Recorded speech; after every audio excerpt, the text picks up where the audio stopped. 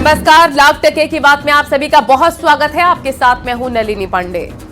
नमस्कार, मैं हूं आपके साथ में मनदीप। आज लाख टके की बात में सबसे पहले आपको दिखाएंगे यूपी विधानसभा में सीएम योगी ने ज्ञानवापी पार्टी के कार्यकाल में भर्ती प्रक्रिया को लेकर किस तरह निशाना साधा। इसके बाद बात होगी भर्ती प्रक्रिया में धांधली को लेकर विधायक पल्लवी पटेल और मंत्री आशीष पटेल के बीच जारी आरोप प्रत्यारोप के दौर की। साथ ही आपको दिखाएंगे कैसे दिल्ली में केजरीवाल का साथ देकर अखिलेश अब राहुल को क्या संदेश देना चाहते हैं। क्या जल्द ही दोनों की यूपी में सियासी गठबंधन की राहें जुदा होने वाली है। और फिर बात होगी बरेली में नाथ कॉरिडोर और आला हजरत को लेकर मौलाना और साधु संतों में छिड़ी जुबानी जंग की। इसके साथ ही जानेंगे वन नेशन वन इलेक्शन वाले बिल पर क्यों है विपक्ष को टेंशन। तो चलिए खबरों की शुरुआत करते हैं।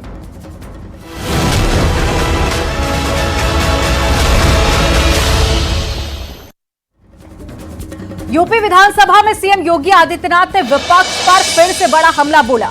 उन्होंने भर्ती प्रक्रिया को लेकर कहा कि सपा के शासनकाल में क्या होता था सब जानते हैं। विधानसभा में सीएम योगी ने विपक्ष पर बड़ा हमला बोला। सीएम योगी ने सदन में एसपी के कार्यकाल में गड़बड़ी का मुद्दा उठाया। सीएम योगी ने डॉक्टर अनिल यादव पर भी निशाना साधा, जिन्हें एसपी के कार्यकाल में उत्तर प्रदेश लोक सेवा आयोग का अध्यक्ष बनाया गया था। अप्रैल 2013 से अक्टूबर 2015 तक डॉक्टर अनिल यादव कार्यकाल में रहे और उनका कार्यकाल विवादों में था। पीसीएस 2015 प्रारंभिक परीक्षा का पर्चा आउट हुआ था और 4 मौकों पर आयोग को अपना फैसला बदलना पड़ा था। उत्तर प्रदेश लोक सेवा आयोग का अध्यक्ष बनाने के बाद डॉक्टर अनिल यादव पर जाति विशेष को लाभ पहुंचाने के आरोप लगे थे। अनिल यादव की नियुक्ति को हाईकोर्ट ने अवैध बता दिया था। इसी पर आपको दिखाते हैं रिपोर्ट।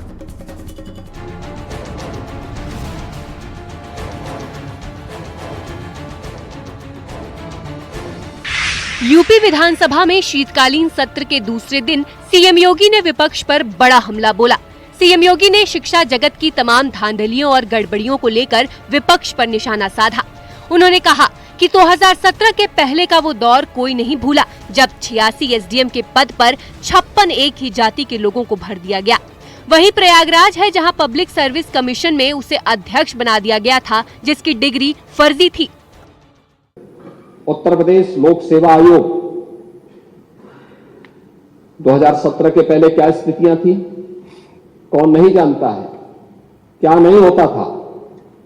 आप लोग भूल गए जब 86 एसडीएम के पद में से 56 एक जाति विशेष के लोग भर दिए गए।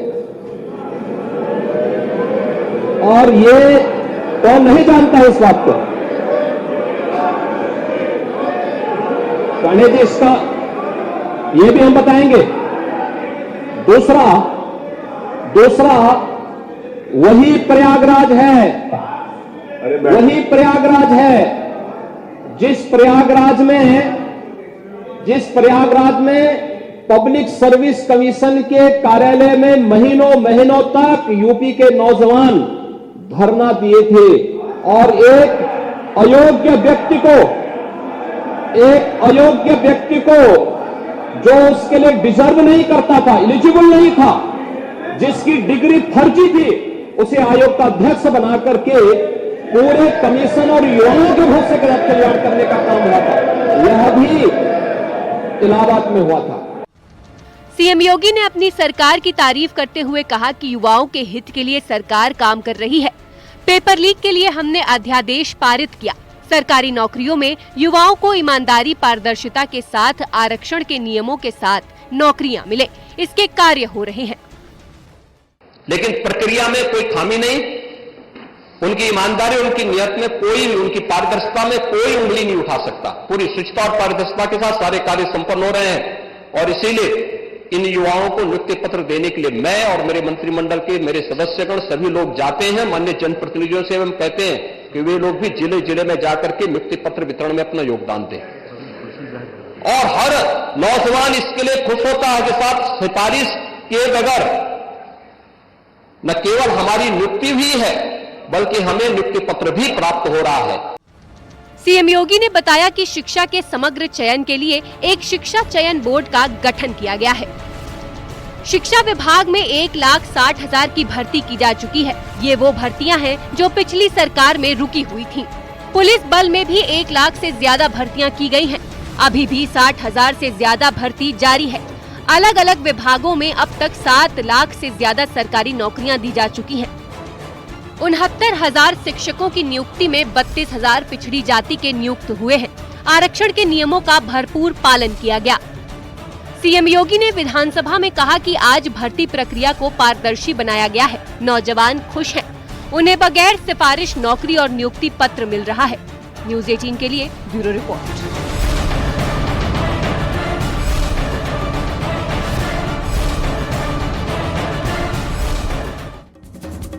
कैबिनेट मंत्री और अपना दल एस के कार्यकारी अध्यक्ष आशीष पटेल पर अपना दल के की विधायक पल्लवी पटेल ने गंभीर आरोप लगाए हैं। पल्लवी पटेल ने सोमवार को विधानसभा परिसर में चौधरी चरण सिंह की प्रतिमा के सामने धरना भी दिया।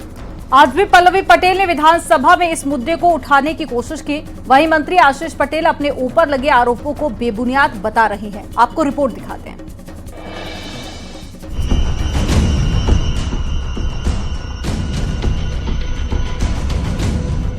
सिराथू सीट से अपना दल कमेरवादी की विधायक पल्लवी पटेल ने मंत्री आशीष पटेल पर आरोप लगाकर प्रदेश की राजनीति को गरमा दिया है। पल्लवी पटेल ने कैबिनेट मंत्री पर भ्रष्टाचार के गंभीर आरोप लगाए हैं। विधानसभा सत्र के दौरान नियम के अनुसार सवाल न पूछने देने पर वो सदन के बाहर आकर धरने पर बैठ गयीं। वो करीब 9 घंटे तक धरने पर बैठी रहीं। रात करीब 10:30 बजे संसदीय कार्य मंत्री सुरेश खन्ना ने उन्हें मनाया। आज विधानसभा में पल्लवी पटेल ने फिर से अपना मुद्दा उठाने के लिए परमिशन मांगी। मत संख्या 47 जी सदन को व्यवस्थित करने के नाम पर चुप करा दिया है जी। सर कल मैं खड़ी हुई तो आपने मुझे सदन को व्यवस्थित करने के नाम पे चुप करा दिया। व्यवस्थित सदन मैं दोबारा सर आपकी परमिशन के साथ खड़ी हुई तो आपने माइक ऑफ कराया और आपने मेरी बात पूरी सुने बगैर मुझे सदन से जाने का आदेश दिया। आपने नियम का हवाला दिया। सर आज मैंने उसकी पूरी सूचना दी। आज मेरा विषय क्यों नहीं उठाया गया? नहीं, आज वही विधानसभा में सभापति ने पल्लवी पटेल को नियम का हवाला दिया। आप एक पढ़ी लिखी सदस्य हैं, आपके पास नियमावली होगी।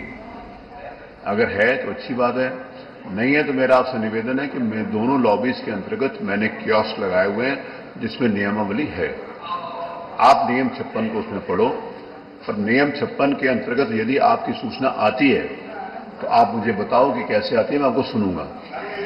एक क्यों ले लें आप, कोई जिस समय जबरदस्ती ले लें? जो नियम 56 में आएंगे तो आज भी लेंगे। आप नियम मेरा विषय नहीं है। जो भी यहाँ पर जितने भी 403 माननीय सदस्य हैं सब लोग हित के और जनहित के विषय उठाते हैं। कोई भी यहाँ पर आकर ये नहीं कहता कि मैं व्यक्तिगत इश्यू उठा रहा हूँ। अपना दल कमेरवादी की नेता पल्लवी पटेल ने नियुक्तियों में घूसखोरी का आरोप लगाया है।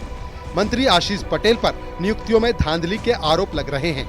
टेक्निकल एजुकेशन में एचओडी पदों पर प्रमोशन, एचओडी के पदों पर प्रमोशन में धांधली के आरोप, हर शख्स से 25-25 लाख रुपए लेने के आरोप, नियुक्तियों में हेराफेरी किए जाने के लगाए आरोप, सीधी भर्ती की जगह प्रमोशन से नियुक्ति का आरोप, सीधी भर्ती में मिलने वाले आरक्षण को नहीं दिया गया, 250 प्रवक्ताओं को पदोन्नति देने का लगा आरोप, अलग अलग पॉलिटेक्निक में एचओडी बनाने का आरोप।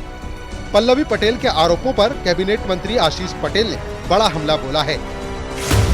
25-25 लाख रुपए प्रति व्यक्ति के नाम पर घूस लेते हुए 250 लेक्चरर्स को पदोन्नति दी गई है, जो कि पूर्णतया नियम विरुद्ध है। नियम ये कहता है कि उत्तर प्रदेश के पॉलिटेक्निक्स में विभागाध्यक्ष की पद पर सीधे भर्ती यूपीएससी के माध्यम से एआईसीटीई के नॉर्म्स को पूरा करते हुए ये भर्ती की जाएगी।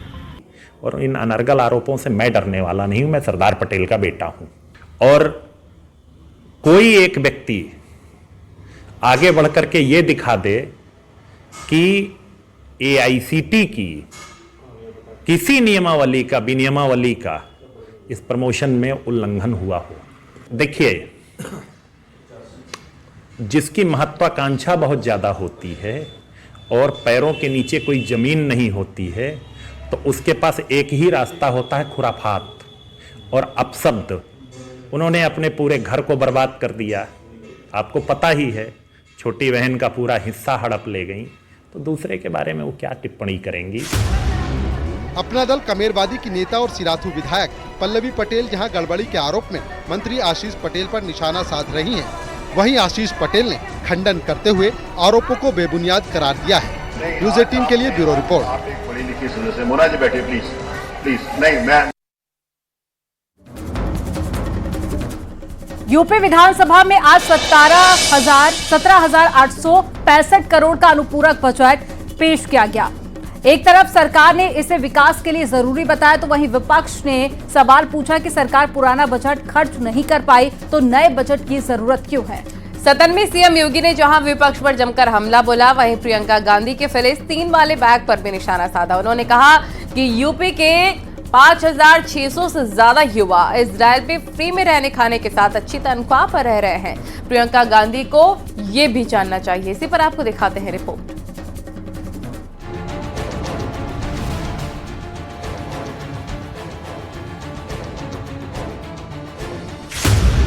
यूपी विधानसभा में आज अनुपूरक बजट पेश किया गया।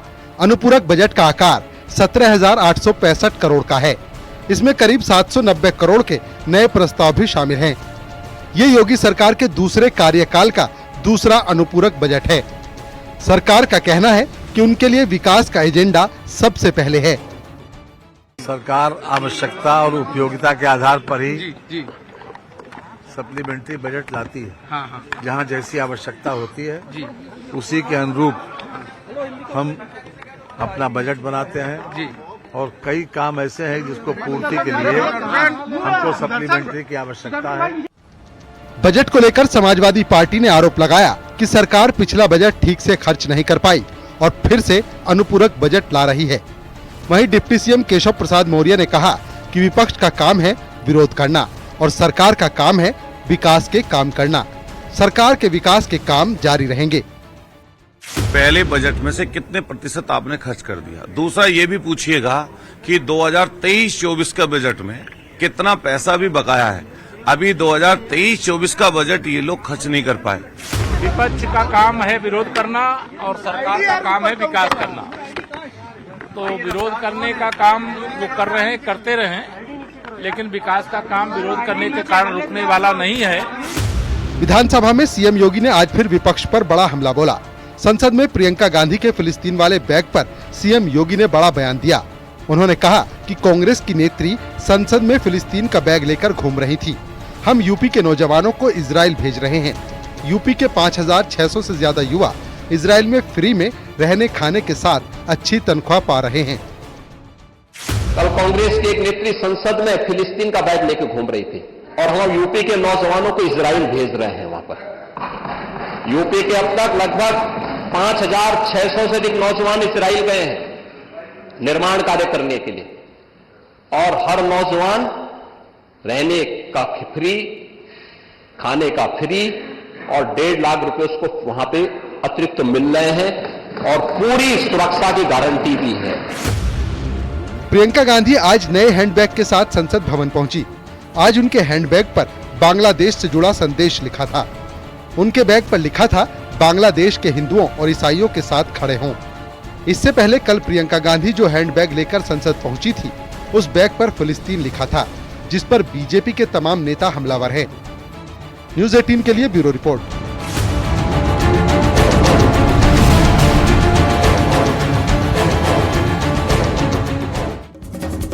दिल्ली में अगले साल विधानसभा चुनाव हैं और अखिलेश के फैसले ने एक बार फिर से एसपी कांग्रेस की यूपी में गठबंधन पर सवाल खड़ा कर दिया है। दिल्ली में केजरीवाल ने एक तीर से कई निशाने साधे और नए समीकरण तैयार कर दिए हैं। केजरीवाल ने एक कार्यक्रम में अखिलेश यादव को न्योता दिया और अखिलेश यादव ने 2 कदम आगे जाकर खुले मंच से चुनाव में केजरीवाल का हर संभव मदद करने का ऐलान कर दिया। यूपी में सपा और कांग्रेस का गठबंधन है और दिल्ली में आम आदमी पार्टी और साथ ही कांग्रेस कट्टर प्रतिद्वंदी है। तो क्या यूपी में राहुल अखिलेश का गठबंधन खटाई में पड़ता दिख रहा है? आपको रिपोर्ट दिखाते हैं।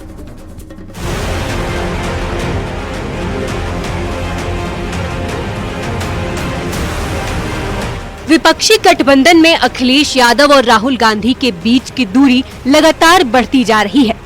बीजेपी के तमाम बड़े नेताओं का दावा है कि कांग्रेस और समाजवादी पार्टी का गठबंधन अब टूट की कगार पर है। इंडिया गठबंधन के दो अहम घटक दल कांग्रेस और समाजवादी पार्टी के बीच रिश्तों में दरार दिख रही है। अखिलेश यादव कई फैसलों में कांग्रेस से अलग काम करते दिखाई दिए हैं। हाल ही में दिल्ली में हुई महिला अदालत में अखिलेश यादव ने पूरे मंच से आम आदमी पार्टी की हर संभव मदद का ऐलान किया। अखिलेश ने ऐलान किया कि वो आम आदमी पार्टी के साथ खड़े हैं। साथ ही उन्होंने अरविंद केजरीवाल को फिर से मौका दिए जाने की अपील भी की।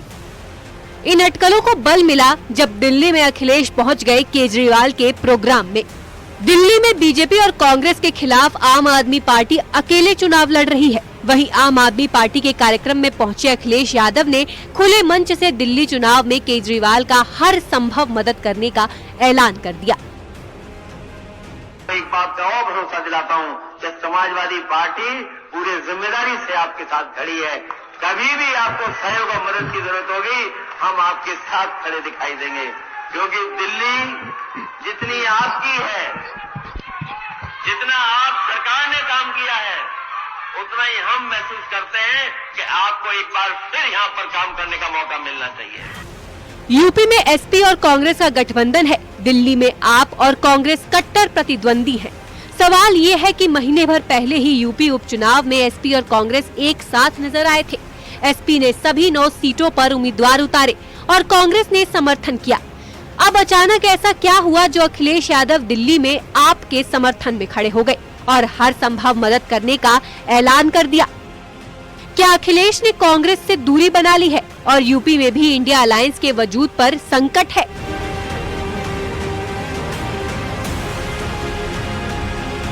हाल ही में इंडिया ब्लॉक में लीडरशिप की लड़ाई देखी गई। विपक्षी गठबंधन के नेता को लेकर लड़ाई। टीएमसी प्रमुख ममता बनर्जी बनना चाहती नेता। ममता को लेकर कई सियासी दल लामबंद। एसपी, आप, एनसीपी का ममता को समर्थन। शिवसेना, आरजेडी भी ममता के साथ। राहुल गांधी के नाम पर कई दलों को आपत्ति। हाल ही में लोकसभा में सिटिंग अरेंजमेंट के बाद अखिलेश के नाराज होने की खबरें आई थी। यूपी में एसपी और कांग्रेस सहयोगी दल हैं।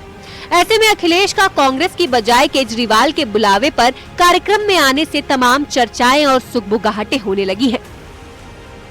कांग्रेस और समाजवादी पार्टी में मुस्लिम तुष्टीकरण करने की होड़ लगी हुई है। अपने को मुसलमानों का मसीहा दिखाने के चक्कर में, वोट बैंक जुटाने के चक्कर में इस प्रकार के और उनके ड्रामे देखने को मिलेंगे, लेकिन उस ड्रामे से उनको हासिल कुछ नहीं होगा। कांग्रेस मुक्त लगभग उत्तर प्रदेश हो ही रहा है और सपा बसपा मुक्त उत्तर प्रदेश यह भी हो रहा है। देश से भी कांग्रेस का इसीलिए सफाया हो रहा है। संभल और हाथरस जैसे मुद्दों पर कांग्रेस और समाजवादी का अलग अलग प्रदर्शन से संदेश गया कि दोनों के बीच मतभेद उभरने लगे हैं। यूपी में एसपी पीडीए यानी पिछड़ा दलित और अल्पसंख्यक कार्ड खेल रही है। कांग्रेस भी इसी ट्रैक पर आगे बढ़ती देखी जा रही है। ऐसे में दोनों दलों के बीच की दूरी कहीं रास्ते भी अलग न कर दे। दोनों पार्टियां अब भी गठबंधन में सब कुछ ठीक होने का दावा कर रही हैं, लेकिन जो दिख रहा है उससे नजर नहीं फेरी जा सकती है। अब दोनों दलों के बीच ये तल्खी कहां जाकर रुकेगी, ये देखना दिलचस्प होगा। कैमरा पर्सन मनोज शाही के साथ नितिका दीक्षित, न्यूज़ 18 लखनऊ। बरेली में बनाए जा रहे नाथ कॉरिडोर को लेकर मुफ्ती मौलाना शहाबुद्दीन रज़वी ने विरोध किया है। उनका कहना है कि दुनिया में बरेली की पहचान इमाम आला हजरत के नाम पर है, इसलिए आला हजरत कॉरिडोर बनना चाहिए। साथ ही मौलाना शहाबुद्दीन रज़वी बरेलवी ने खंभों पर भी लगाए जा रहे त्रिशूल, डमरू और चौक चौराहों पर लगाए गए भगवान शिव से जुड़े तमाम प्रतीकों का विरोध भी किया है और इस पर साधु संतों ने कड़ा ऐतराज भी जताया। उन्होंने कहा, कोई ताकत नाथ कॉरिडोर बनने से रोक नहीं सकती। बरेली में भगवान शिव के 7 प्राचीन मंदिर को जोड़कर नाथ कॉरिडोर को तैयार किया जा रहा है। बरेली से ऑल इंडिया मुस्लिम जमात के राष्ट्रीय अध्यक्ष मुफ्ती मौलाना शहाबुद्दीन ने इसका विरोध किया है। मौलाना का कहना है कि बरेली की पहचान इमाम आला हजरत के नाम पर है और बरेली में इमाम आला हजरत की दरगाह को जोड़ते हुए कॉरिडोर बनाया जाना चाहिए था। मजहबी जो अलामतें हैं वो किसी एतबार से सरकारी जमीन और जायदाद पर नहीं लगना चाहिए। बिजली के खंभों पर त्रिशूल लगाना ये सरासर जमहूरियत के खिलाफ है, आईने हिंद के खिलाफ है, तमाम हिंदुस्तानी कानून के वसूल और ज़ाब्तों की मुखालफत है। तो त्रिशूल, डमरू, इस तरीके से जो एक खास मजहब की पहचान है उसको नहीं लगाना चाहिए। अगर लगाना ही है तो तमाम धर्मों के लिए, इस्लाम, सिखिज्म, बुद्धिस्ट, जैनिज्म, तमाम मजहब की पहचानों की अलामतें लगाना चाहिए। मौलाना शहाबुद्दीन के विरोध के बाद अयोध्या के संतों ने नाराजगी जताई। उनका कहना है कि मौलाना शहाबुद्दीन का बयान गलत है। जहां भगवान शिव का मंदिर है वहां त्रिशूल रहेगा। त्रिशूल हटाने की क्षमता किसी में नहीं है। भगवान शिव का मंदिर है वहाँ तो त्रिशूल रहेगा ही, और त्रिशूल के हटाने की क्षमता उनको नहीं है।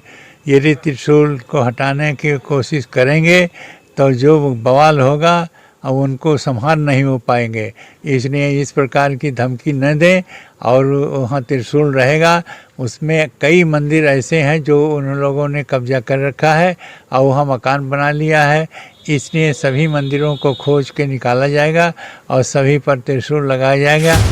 बरेली में धार्मिक और सांस्कृतिक महत्व को बढ़ाने के लिए पर्यटन विभाग की ओर से नाथ कॉरिडोर तैयार किया जा रहा है। इस योजना के तहत बरेली के 7 नाथ मंदिरों को जोड़ने वाले सभी रास्तों पर स्ट्रीट लाइट में शिव के प्रतीक चिन्ह त्रिशूल लगाए जा रहे हैं। 7 चौराहा पर डमरू, त्रिशूल, त्रिपुर और नंदी महाराज को भी स्थापित किया जाएगा। वहीं स्थानीय लोग इससे काफी खुश हैं। 4200 करोड़ रुपए का ये नाथ नगरी का जो प्रोजेक्ट बरेली में आया है, इसके लिए हम सारे नगरवासी बहुत हर्षित हैं। और मैं इस सरकार को बहुत बहुत साधुवाद देना चाहता हूं कि वर्षों से छुपे हुए यहाँ के नाथ नगरी के 7 मंदिरों को वो आज जो है वो भारतवर्ष के सामने लाएंगे। माना जा रहा है कि झुमका और सुरमा के बाद बरेली का नाथ कॉरिडोर शहर का प्रतीक बनने जा रहा है। भगवान शिव के सारे प्रतीक बरेली को एक नई पहचान देंगे। इसमें इस कॉरिडोर के सभी चौराहे और जोड़ने वाले सभी रास्तों पर मंदिरों के साथ साथ भगवान शिव के सभी प्रतीकों के भी दर्शन होंगे। न्यूज़ 18 के लिए ब्यूरो रिपोर्ट।